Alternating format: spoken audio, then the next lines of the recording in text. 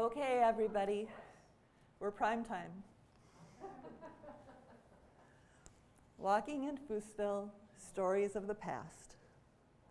I know some of you already, but for those of you who don't know me, my name is Carole McGibany, and I'm so grateful for your presence here tonight, especially those who have braved the cold to sit here before me in person. And with all our COVID and all of that, I'm grateful for your presence. Or I'm happy to have live stream people watching me too, wherever the camera is. Hi, live stream people.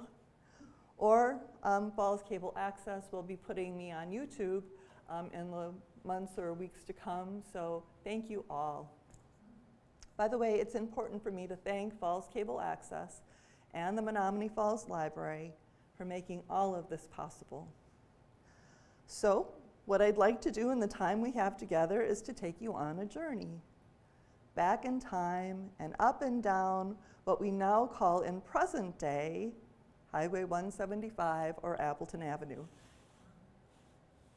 Would you believe it? Through the heart of a place once called Fussville. Now let's talk about the name Fussville. People know that name by a variety of different pronunciations. Sometimes it's Fussville, sometimes it's Fussville, and sometimes it's Fussville. And I respect all those different pronunciations. Please don't be offended if I don't call it the way that you think it should be. It's just a great place no matter what you call it. But to begin my journey, I'd like to set the stage with a little background information.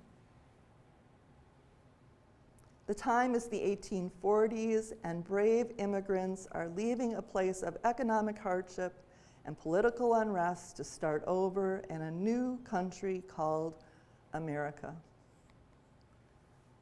Among them, wealthy and much respected resident of Niederdries, Prussia, Johann Fuss, his wife Anna Clara, and their 11 children ages 13 to 32, along with neighbors from Niederdries with last names like Wilt, Hilger, Holtzum, and Wright. Beginning with a nucleus of about 30 families, most are German, but not all, a wilderness is being tamed in what will be a portion of Menomonee Township, Waukesha County.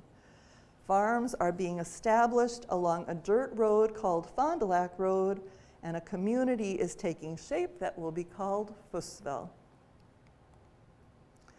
Johann Fuss's son, Joseph, becomes a successful businessman in Fussville and soon operates a brewery,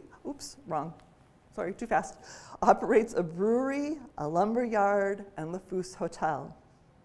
It's said that lumber from his lumber yard helps to build the community-centered St. Anthony the Hermit Catholic Church, of which many of us are familiar with today. By the 1870s, Fussville is thriving with its own church, blacksmith shop, post office, stagecoach inn, and saloons galore. It's a traveler's oasis, serving those making their way south to Milwaukee and north to the Fox River Valley and beyond.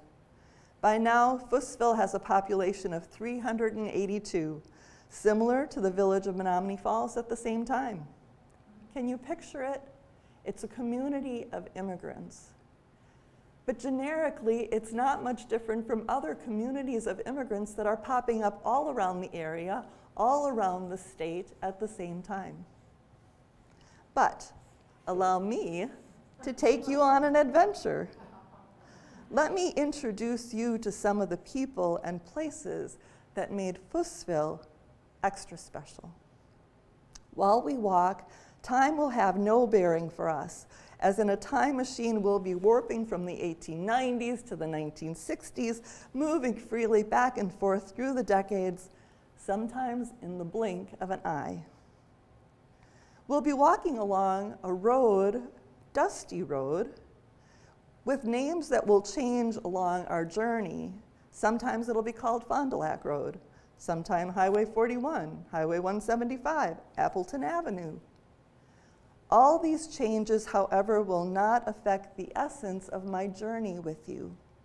No matter the year or the name of the road at a particular time, my story is about faith and family and community.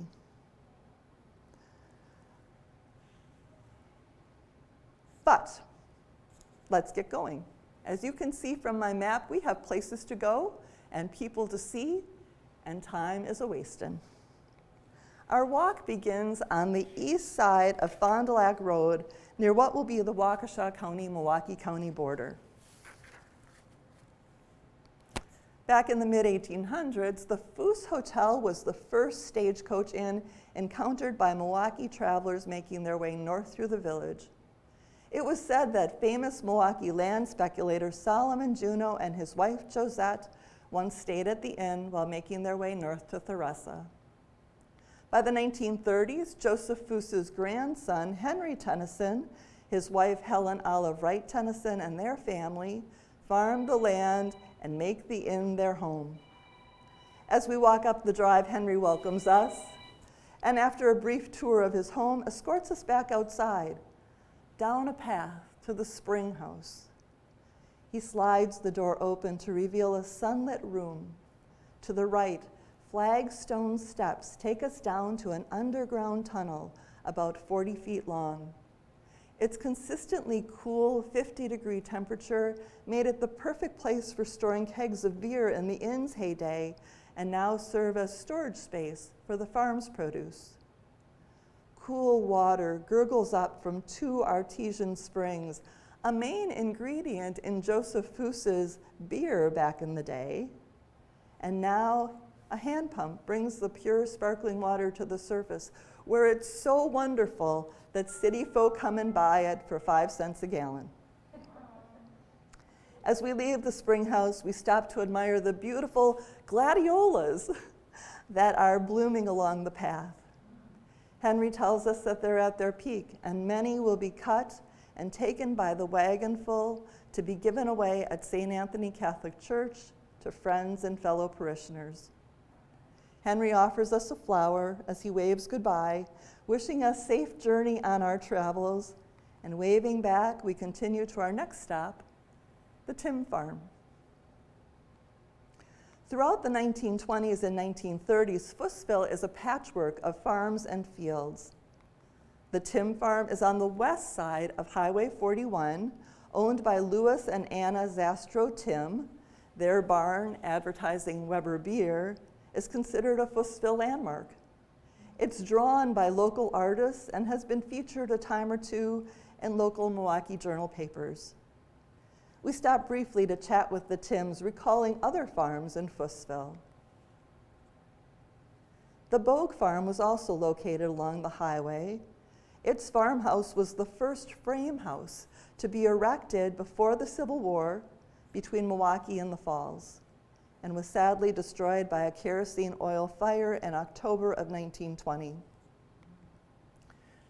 The Wick Farm, owned by the Wick family and operated by Leander and Gertrude Schwister Wick, is also situated along the highway.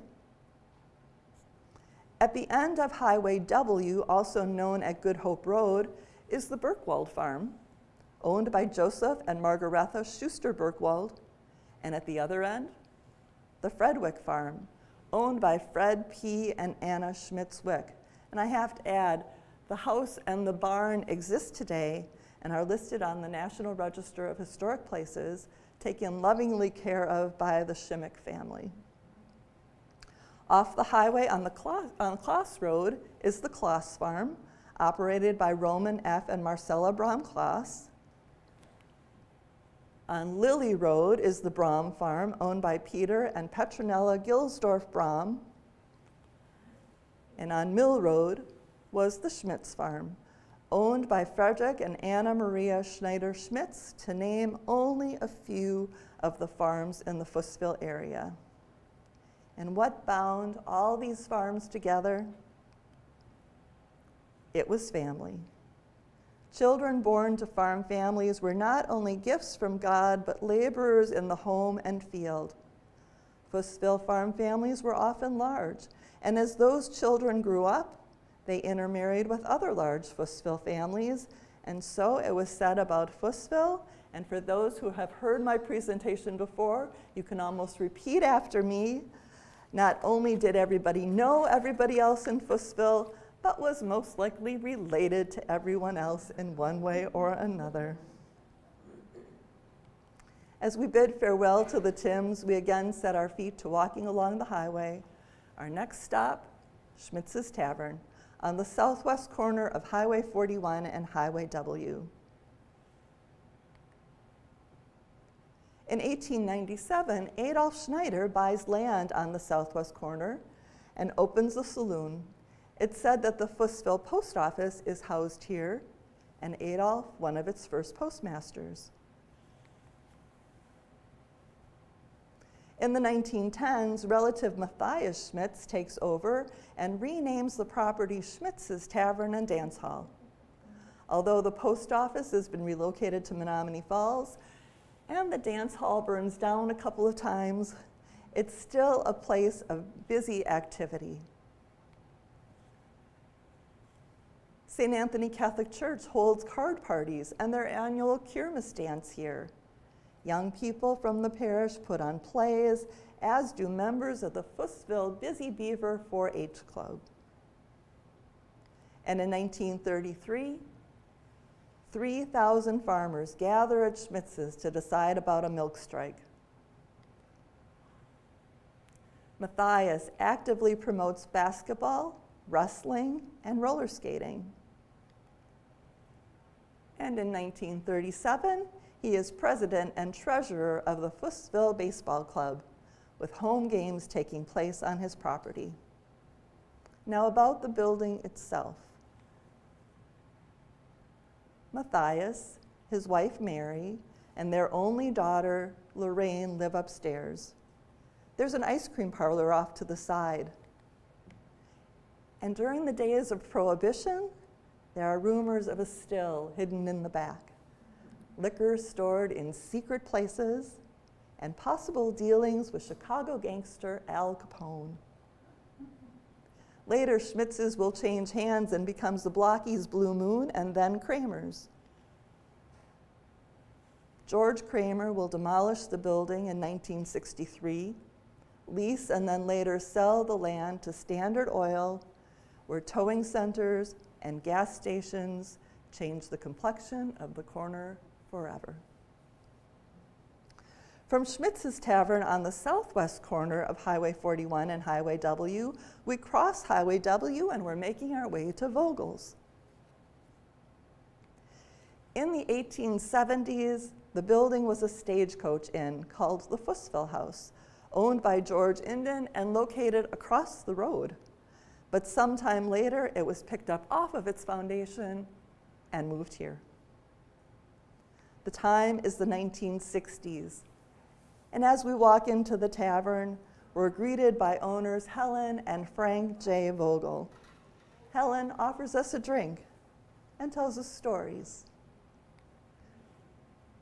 Stories about how her father-in-law, Frank X. Vogel, moved his family to Fussville from their home and successful bakery business in Milwaukee.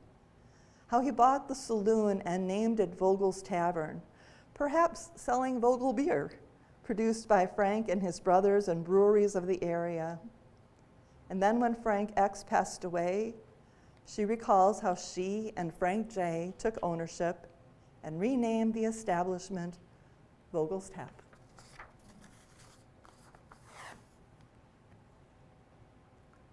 She talks about the scale out front, where sugar beet farmers would weigh their produce before taking it to the factory in the falls, and the hand pump that would occasionally get knocked down in a Saturday night brawl. We're at Vogel's on a Sunday morning. Church has just let out at St. Anthony, where Helen and Frank and their daughter are members. Some parishioners stop in after Mass for what they call a benediction. Children are welcome at Vogel's too, and while parents talk to Frank about this and that, Helen hands out orange soda, balloons, and maybe something from the candy counter. Well, time is moving on and we have other places to stop, so we bid farewell to Helen and Frank and continue north along the road. As we walk, we pass by John and Anna Umhafer's house. On our way to our next stop, the White Chip Tavern.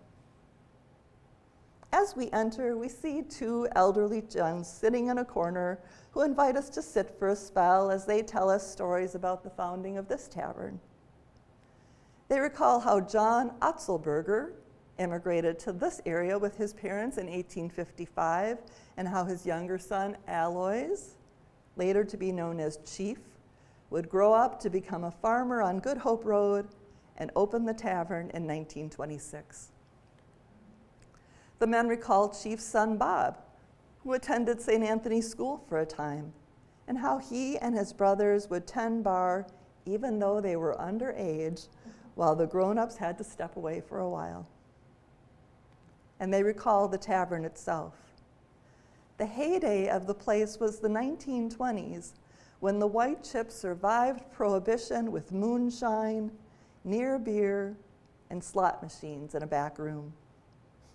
They smile when they recall the raid one day by federal agents, and they laugh, knowing those agents never did find that bootlegged whiskey that was hidden next door at John and Anna Umhafer's house.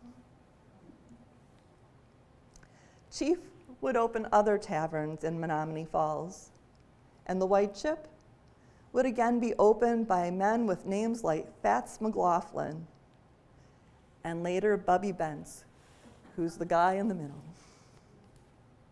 We thank our new friends for their stories and time and wave goodbye on our way to our next stop, St. Anthony Parish School. The year is 1941. We've crossed Highway 41. We're now on the west-hand side, and we're going to be slowly making our way back south. St. Anthony Parish School had been in existence since 1855, founded by the School Sisters of Notre Dame. School was the exception rather than the rule for many Fussville children, made available only after chores were done and the harvest was in the barn. A typical school year for these kids was only about 5 months long, and given such an abbreviated term, is it any wonder that it took 60 years before the first graduating class in 1921? Many remember their education at St. Anthony. They remember Father J.P. Bullenbeck, who pastored his flock in the 1940s.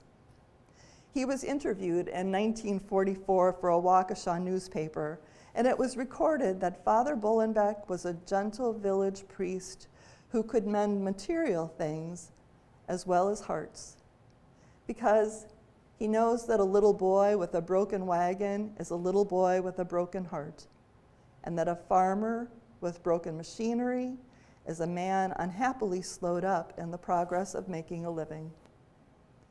Many parishioners brought not only materially broken things, but spiritually broken things to Father Bullenbeck. Other students recall the water pump out front. There it is off to the corner. And with one tin water cup shared by all. Imagine that in the time of pandemic where we are now. And with no indoor plumbing, boys and girls outhouses down the hill. The story was that they would, in the wintertime, they'd let the water pump run, and it would ice up the hill going down, and they would be able to sled down the hill to the outhouses. Other religious orders besides the Notre Dames led their young charges through academic and religious studies. But there was one teacher who was remembered by many, Sister Probeta Ziegler. A school sister of St. Francis, Sister Probeta served St. Anthony Parish first as a teacher and then as a principal from 1946 until her retirement in 1964. Known as a stern disciplinarian, the Archbishop of Milwaukee would send some of his most challenging students to St. Anthony and Sister Probeta. So as we leave St. Anthony School, we're making our way to St. Anthony Church. And lo and behold, suddenly we're met by Father Joseph P. Reichling. And the year is 1963. See, I told you we were time warping. Although very startled to see us, Pastor Reichling volunteers to take time out to tour us around the parish grounds. While walking, he tells us a bit about himself and his background. How he was an Army chaplain in World War II, and then went from Racine to St. Mary and Menomonee Falls before arriving in St. Anthony in 1949, following Father Bullenbeck, who had became seriously ill and retired. He talks about the many changes and improvements that have been made to the infrastructure of the parish over the years. How in April of 1956, at a cost of $120,000 that was raised by the parish, he tackled the remodeling of the church's interior. He recalls the sagging wooden floors, which were replaced with concrete and tile, and a new organ that was installed, and the whole building was rewired. How side entrances, confessionals, and a communion rail were also added. Plumbing brought bathrooms indoors. And he recalled that all that remained of the old church was the antique altar and some statues. And he called the renovated and remodeled church a gem, a real work of art. Father talks about the intentional burning of the old parish school convent by the Menomonee Falls Fire Department. Although a burning ember did float over to the church, starting a small fire, he recalls how a water tank supplied by the Land and Fire Department quickly extinguished the fire. And replacing the old school was a new and improved convent by the school sisters for the school sisters of St. Francis, costing the parish approximately $134,000, and that didn't include the furnishings. And then Father said, "Ever since my ordination, I fervently hoped and prayed that I would never have to engineer building a rectory. A rectory is more than just a house. It contains offices, instruction and consultation rooms, meeting rooms, living quarters for grown professional people. While other men go to their offices or factories and then go back home again, the parish priest works and lives and sleeps in his place of business. The old St. Anthony Rectory was built for one priest and a housekeeper. And the day is far past when a parish priest has little to do but sit on a front porch and smoke his pipe or tend his garden." And so at the urging of the Milwaukee Archbishop, Father Reichling remembers demolishing that old rectory and constructing a new rectory overlooking the beautiful North Hills Country Club. This one allowed for 4 priests and a housekeeper. And then he talks about the school, how during the baby boom era, enrollment grew rapidly from 200 students to over 500. He talks about the new St. Anthony Parish School built in 1953, now with indoor plumbing, and then the 9-room addition that was added in 1958. Well, Father Reichling has places to go, a homily to prepare, so he blesses us and bids us farewell as we return to the road, journeying again south toward the Four Corners of Fussville. On our way, we pass North Hills Country Club, once farmland owned by Fussville farmer Johann Fuss. The rolling hills and groves of trees were purchased by enterprising businessmen who transferred the property in 1930 into the club that we know today. And we also stopped to say hello to Wally Torn of Torn's Grocery Store and Meat Market as we come to our next stop, Gunther's Tavern.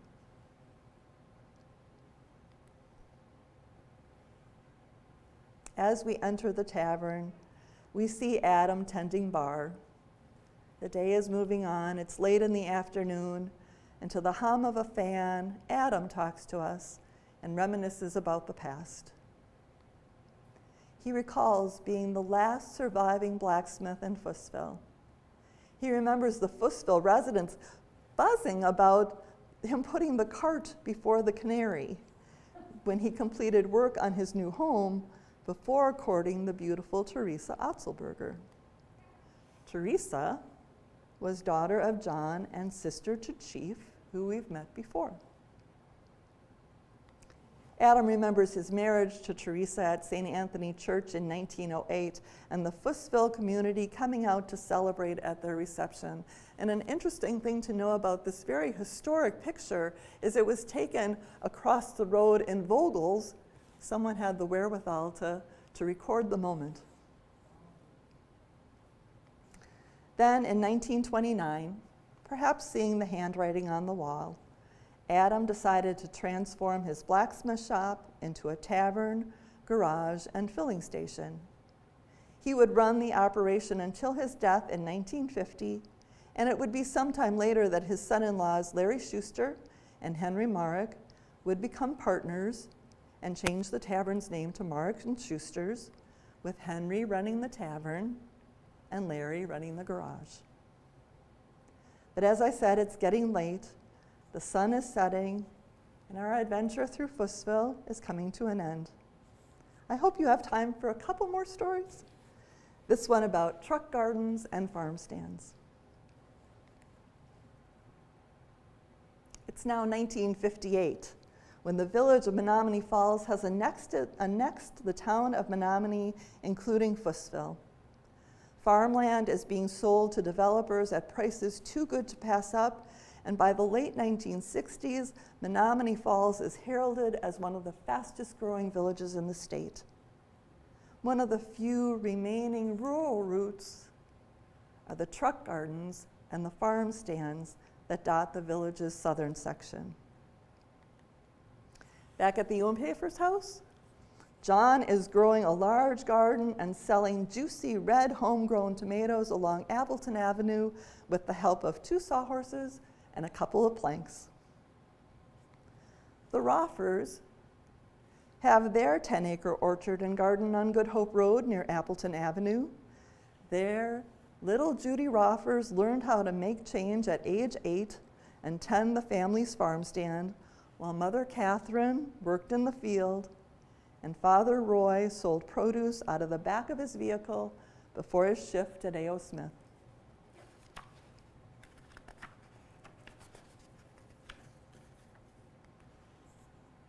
Rose Tyne tended her 4-acre garden off of Kloss Road, and with the help of her children and nephew Larry Kloss, made a living selling fruits and vegetables after the death of her husband in 1966.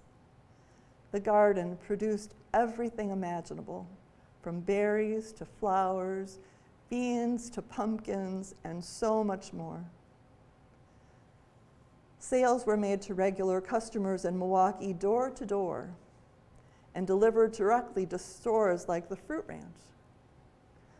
IGA's Draeger, along with places like St. Emilian's Orphanage, and to the School Sisters of St. Francis at their convent on Layton Boulevard.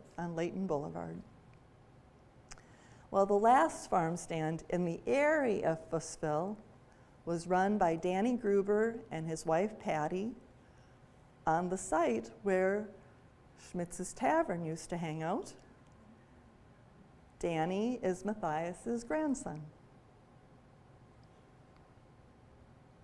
From the 1990s until its closing in 2017, regular customers eagerly awaited the farm stand's opening at the end of the summer, and some still lament, me for one, its closing, missing the fresh farm produce as well as the smiles and conversations shared with Danny and Patty. When I asked him why he named his farm stand after Fussville, Danny replied, "Fussville was part of my heritage, and this corner was Fussville." And here is where our walking journey ends. So let's return to our cozy couches or the community center of the library for one last story, and I hope a nice surprise. My last story is called The Widening of Appleton Avenue. Throughout its history, the story of Fussville has intertwined with the development of that dusty road that we've been walking along with all those different names. Before the Europeans arrived, it was nothing more than a trail linking the Menomonee and Chippewa to villages south toward the lake and north to the Fox River Valley. Then it became a dirt road called Fond du Lac Road, where the Fusses and other immigrant families established their farms. In 1922, it was paved and became Highway 15, then the longest stretch of concrete in Wisconsin. And after that, we know it was given a whole bunch of different names, like Highway 41, Highway 175, and Appleton Avenue. And as the highway grew and changed, the businesses and residents of Fussville, built right along the highway's edges, remained the same until the late 1960s, and then everything changed.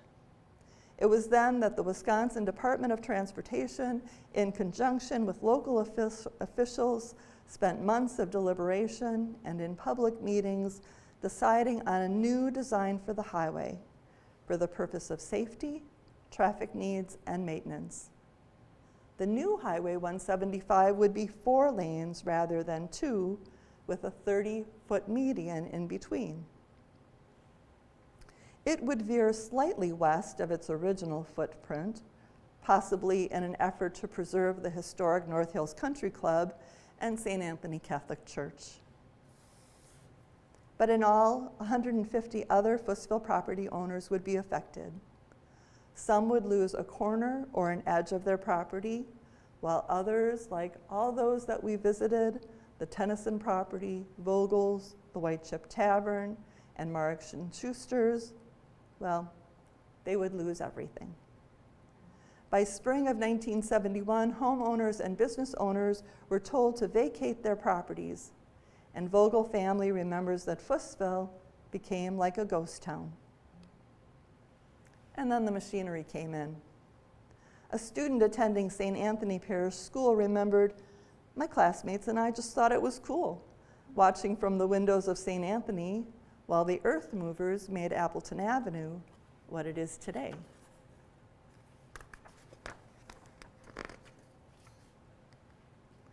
We had no clue that they would be wiping Fussville off the map. Fussville gone? Well, you know, if you Google Maps Fussville, you might find Fussville. Or explore an area around Appleton and Good Hope, and there you might find a reminder too. But more importantly, Fussville is kept alive by past residents, their descendants, and others who have heard its story, others now, just like you. As the years pass by, we are rapidly losing those original residents who knew of Fussville and its stories. In just the latter part of 2021 alone, we've lost the memories of Virginia Gross Doherty, Marcella Dominichek, John Kissling, Tom Umhafer, and Barbara Tornwick, to name only a few. So thank you for joining the growing number of new people and old people who know the story of Fussville and won't let it be forgotten. So to close, I'd like to make one last visit to Fussville.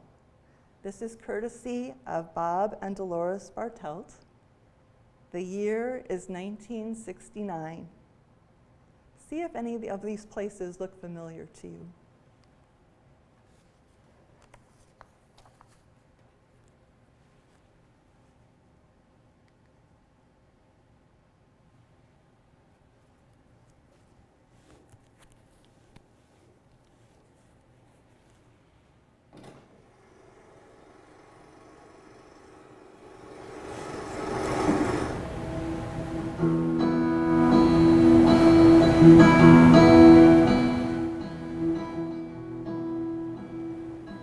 That's the White Chip.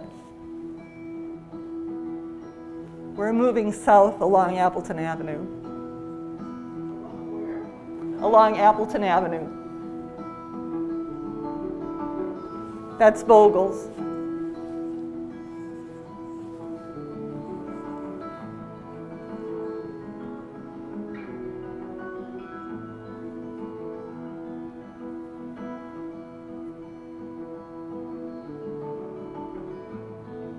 We're coming back north now on Appleton Avenue, heading toward Good Hope Road.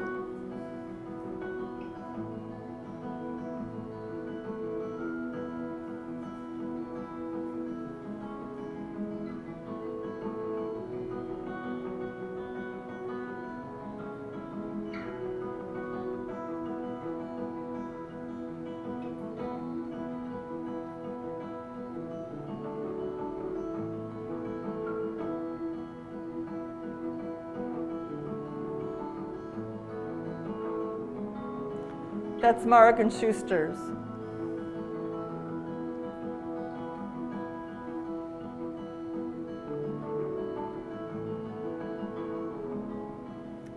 Torrance Grocery Store.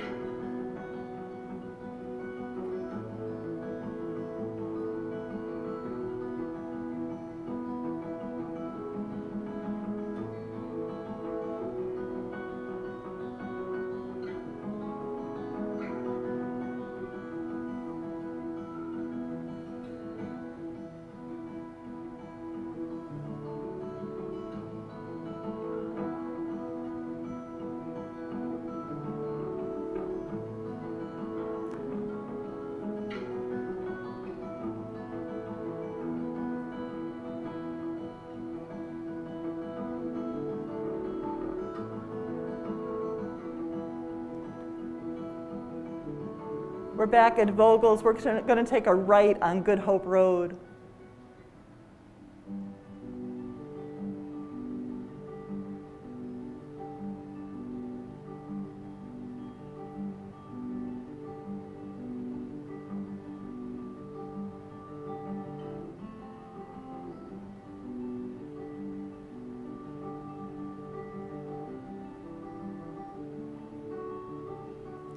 Barb and Dolores had their children stand out in the field and wave.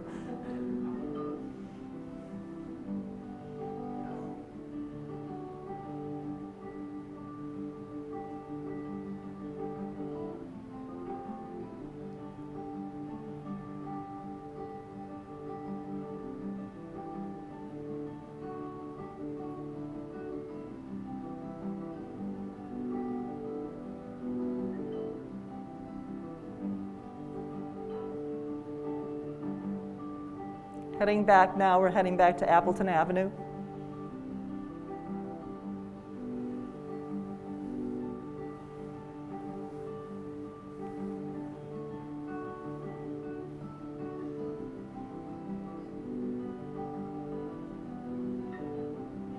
There's the Roffers barn where we had the truck garden.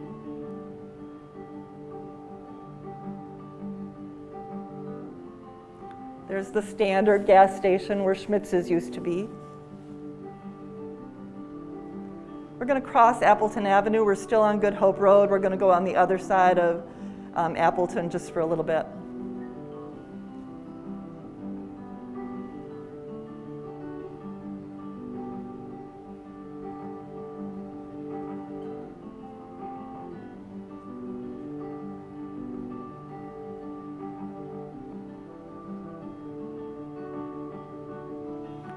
Where that white car is about where Burkwald's farm was. And now we're back to the corner again. And on the corner is Mark and Schuster's.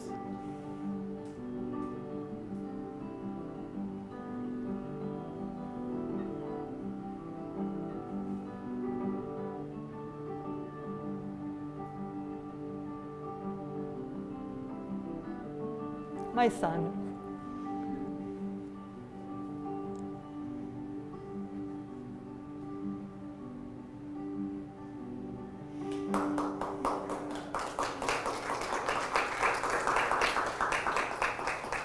Thank you. Did anyone want to share any memories or had any questions about Fussville?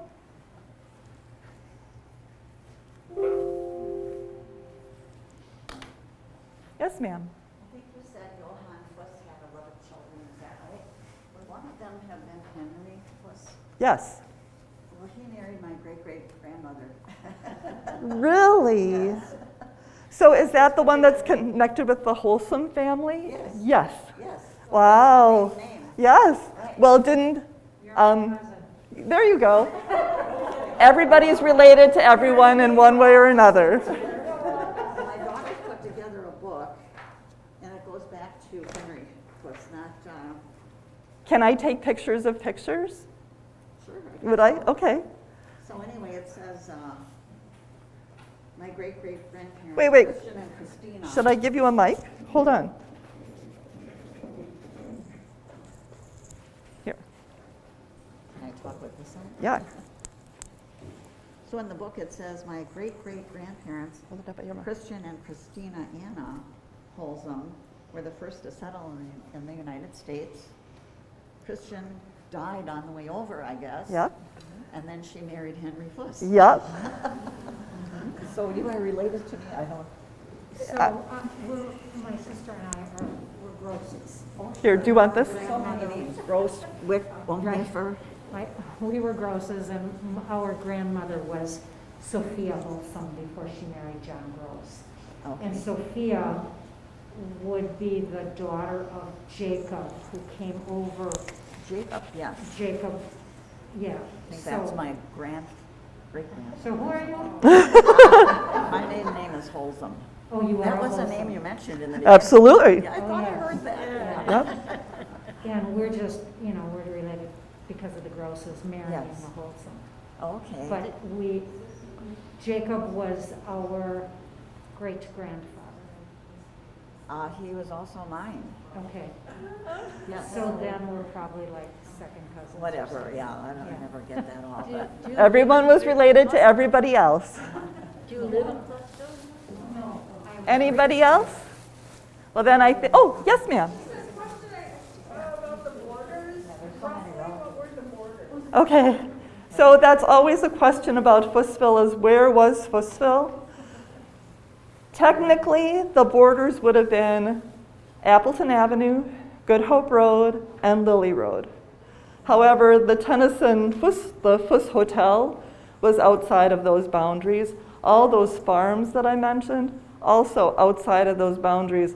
One resident of Fussville told me, Fussville wasn't a place, but a state of mind.